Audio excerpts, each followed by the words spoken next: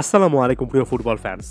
Dibu Martinez অর্থাৎ Emiliano মার্টিনেজের কয়েকটা স্টেটমেন্টের দিকে একটু চোখ রাখিয়ে অনেকটা বাংলায় করলে এমন টাইপের কথাবার্তা বলছিলেন। আমি মেসির কাছে ঋণী ছিলাম, সত্যিকার অর্থে তার কাছে ঋণী ছিলাম। সে আমাদেরকে বিশ্বকাপ এনে দিয়েছে, সে বিশ্বকাপ জিতেছে, সে বিশ্বকাপে বাকি সকলের চেয়ে ভালো ফুটবল খেলেছে।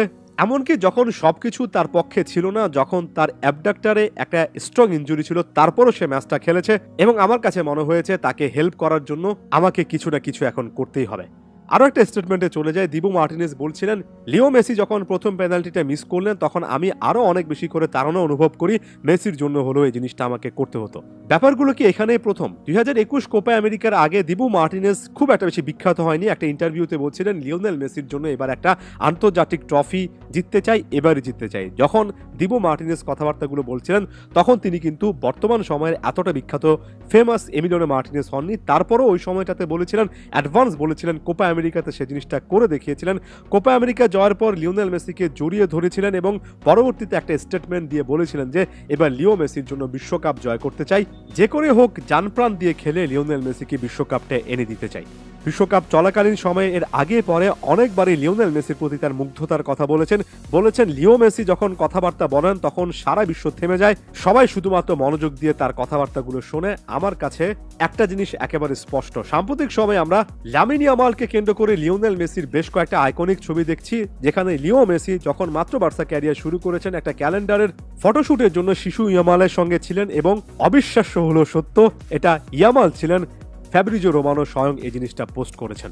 ইয়ামাল মাত্র কিছুদিন আগে বলছিলেন যে লিওনেল মেসি বার্সা ক্যারিয়ারে কিংবা ওভারঅল তার ক্যারিয়ারে যা যা অর্জন করেছেন তার অর্ধেকও যদি তিনি অর্জন করতে পারেন তিনি নিজেকে একজন বড় মাপের সার্থক ফুটবলার হিসেবে চিন্তা ভাবনা করবেন।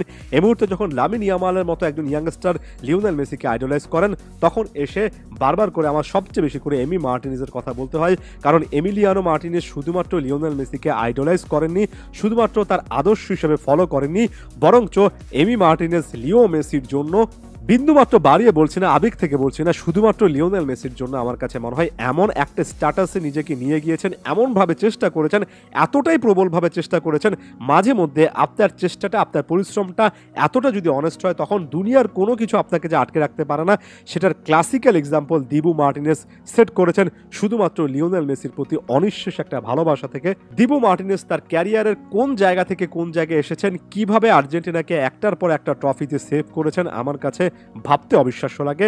লিও মেসির প্রতি দিবু মার্টিনেজের ভালোবাসা, একজন আইডলকে কিভাবে ফলো করতে হয় সেটার একের পর এক এক্সাম্পল, একটা সিনেমা, একটা উপন্যাস তৈরি করা যাবে এবং সব ক্ষেত্রে সেটা ব্লকবাস্টার হবে, বিন্দুমাত্র কোনো সন্দেহ নেই। সাধারণ একটা ছবি দেখুন, 2017 সালে এমি মার্টিনেজ বলছিলেন মাই টাইম উইল কাম। ওই যে মুভি সিনেমার ভাষায় বলতে হয় আপনার টাইম আয়েগা, যদি সত্যিকার অর্থে কারো ক্ষেত্রে প্রযোজ্য হয় এই মুহূর্তে দিবু মার্টিনেজ পৃথিবীর সম্ভবত সবচেয়ে পারফেক্ট একজন ব্যক্তি যার ক্ষেত্রে ক্যাপশনটা এতভাবে মিলে যায়। তার টাইম এসেছে এবং তার টাইমটাকে তিনি লিওনেল মেসির সঙ্গে এতটা ভালোভাবে সিং করেছেন যে লিও মেসি তার ক্যারিয়ারে এতটা অসাধারণ সেন্ড অফটা হয়তো বা পেতেন না যদি পাশে একজন দিবু মার্টিনেজ না থাকতো।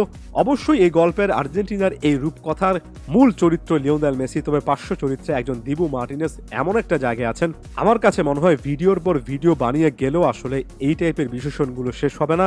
দিবু মার্টিনেজ যেভাবে লিওনেল মেসিকে আইডলাইজ করেন এবং যেভাবে লিও মেসির জন্য খেলেন সেটা এমন একটা বিষয় যেটা আলাদা করে একটা ভিডিওতে ফাইন্ড আউট করার চেষ্টা করলাম। আশা করছি আপনাদের ভালো লেগেছে। ধন্যবাদ সবাইকে।